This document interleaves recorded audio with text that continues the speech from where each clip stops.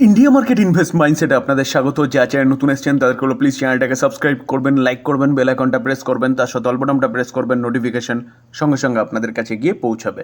Nifty fifty দেখুন, আজকের দিনে নিফটি ফিফটিকে দেখলে দেখাবে নিফটি কিন্তু আজকের দিনে আবারও নেগেটিভ পারফরমেন্স দেখাচ্ছে। 0.39% এখন নেগেটিভ মুভমেন্ট দেখাচ্ছে নিফটি। শুধু নিফটি নয়, সারা ওয়ার্ল্ড মার্কেটকে দেখলে দেখা যাবে। দেখুন জার্মানির মার্কেট দেখলে দেখা যাবে 1% মতন নিচে। আমরা যদি ইউকের মার্কেটকে দেখলে দেখা যাবে 0.5% মতন নিচে। ফ্রান্সের মার্কেট সহ আদার্স ইউরোপের মেজর মার্কেট সবকটা কিন্তু কোনোটা 0.5%, কোনোটা 1% মতন ডাউন সাইড মুভমেন্ট দেখাচ্ছে।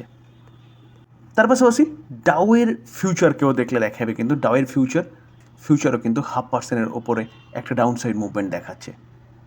কী এমন হলো যেখানে কালকে ইন্ডিয়ান মার্কেট সহ সারা ওয়ার্ল্ড ভালো মুভমেন্ট দেখিয়েছে, কিন্তু আজকের দিনে ইন্ডিয়ান মার্কেট সহ সারা ওয়ার্ল্ড আবারও নেগেটিভ মুভমেন্ট দেখাচ্ছে? এটা যদি বুঝতে হয় বা খুঁজতে হয় তাহলে কিন্তু আমাদের অ্যাট ফার্স্ট দেখা উচিত কাকে? ক্রুড অয়েলকে। তো ক্রুডকে দেখলে দেখা যাবে, দেখুন ব্রেন্ট ক্রুড আবারও কিন্তু গুটি গুটি পায়ে এগিয়ে চলেছে, অর্থাৎ 73.78, যেখানে ক্রুড কিন্তু 70-এ চলে এসেছিল গতকাল ইভিনিংয়ের দিকে। তো 70-এ চলে এসেছিলো, কী জন্যে চলে এসেছিলো? যার জন্যই কিন্তু কালকের দিনে আমরা দেখেছিলাম, অর্থাৎ গতকাল আমরা দেখেছিলাম যে প্রত্যেকটা মার্কেট ভালো মুভমেন্ট দেখিয়েছিল। কি হোপ? কিসের হোপ? ইসরায়েল এবং ইরানের মধ্যে সিজফায়ারের হোপ, যেটা কিন্তু আমেরিকা কাজ করছিল। ইসরায়েলের যা করার সেটা হয়ে গেছে, অর্থাৎ যাতে ইরান নিউক্লিয়ার বোম না তৈরি করতে পারে তার জন্যই কিন্তু ইসরায়েল ইরানের ওপর অ্যাটাক করেছিল। ইরান পাল্টা অ্যাটাক করেছে, তার ফলে ক্ষয়ক্ষতি হয়েছে, কিন্তু মেন যে মোটো ছিল ইসরায়েলের সেটা তারা কমপ্লিট করে ফেলেছে, যাতে ইরান নিউক্লিয়ার বোম তৈরি করতে না পারে। তো সেই জায়গায় দাঁড়িয়ে লক্ষ্য শেষ, তাই কিন্তু সিজফায়ারের কথা শোনা যাচ্ছিল এবং হোপ সৃষ্টি হয়েছিল যে হয়তো ইসরায়েল এবং ইরানের মধ্যে সিজফায়ার হতে পারে। তো এই কারণেই ব্রেন্ট ক্রুড নিচে এসেছিলো এবং সারা ওয়ার্ল্ডের মার্কেট ভালো মুভমেন্ট দেখিয়েছিল গতকাল।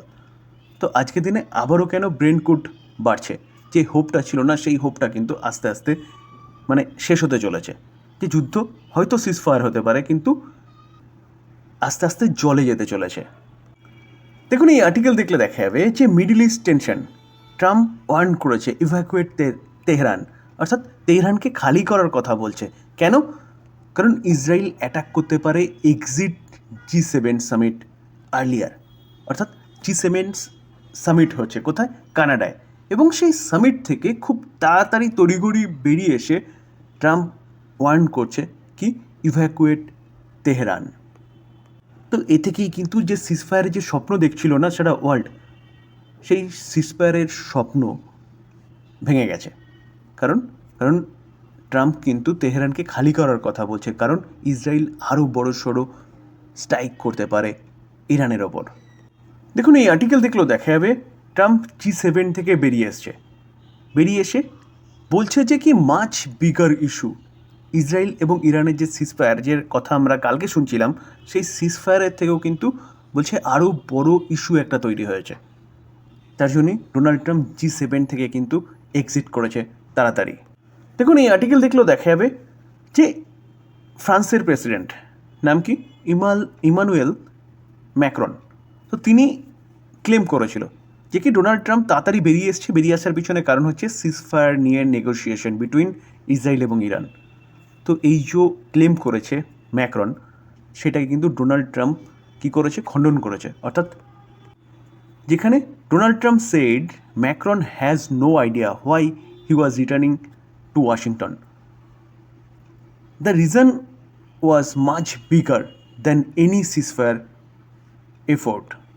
তো স্যার এই ধরনের যে কথাবার্তাগুলো পাওয়া যাচ্ছে না, এর ফলে কিন্তু আরও কিছু ব্যাপক বড় হওয়ার ইঙ্গিত কিন্তু পাওয়া যাচ্ছে, যার জন্যেই আমাদের মার্কেটের সাথে সাথে সারা ওয়ার্ল্ড মার্কেট নেগেটিভ মুভমেন্ট দেখাচ্ছে। কি জার্মানি বলুন, কি ইউকে বলুন, কি ফ্রান্স বলুন। তার পাশাপাশি ক্রুড অয়েলও কিন্তু সেই সংকেতে দিচ্ছে। দেখুন ক্রুড জাস্ট একটু আগে দেখছিলাম 73 সামথিং কিছু ছিল, সেখান থেকে 74.10-এ চলে গেছে, অর্থাৎ 74কেও কিন্তু আবারও ক্রস করেছে। তো এই কারণে আমাদের মার্কেটকেও দেখলে দেখাবে আমাদের মার্কেটও কিন্তু নেগেটিভ মুভমেন্ট দেখাচ্ছে।